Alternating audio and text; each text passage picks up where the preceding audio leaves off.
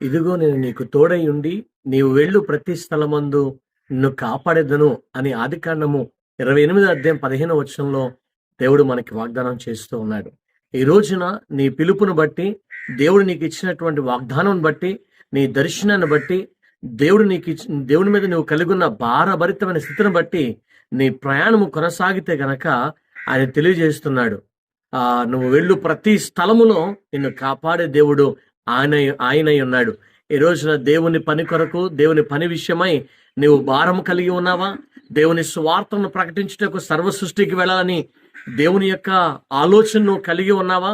అది ఈ దేశమైనా ఇతర దేశమైనా ఇదంతా కూడా దేవుని సొత్తై ఉన్నది. కాబట్టి యాత్రికులుగా ఉన్న మనము ఈ దేశమే కావచ్చు, వేరే దేశమే కావచ్చు, ఏ ప్రాంతమైనా కావచ్చు, దేవుని కొరకు పని చేయడానికి సంసిద్ధులమై స్థిర చిత్తాన్ని కలిగి సంకల్ప బలాన్ని కలిగి మనం నడిచినట్లయితే ఖచ్చితంగా నువ్వు వెళ్ళే ప్రతి స్థలమందు ఆయనను దీవించేవాడిగా ఉన్నాడు, ఆశీర్వదించేవారిగా ఉన్నారు.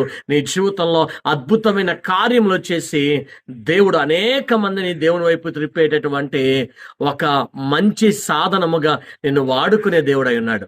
అట్టి కృప మనందరం పొందుకొని స్థిరపరచబడదుము గాక. ఆమేన్.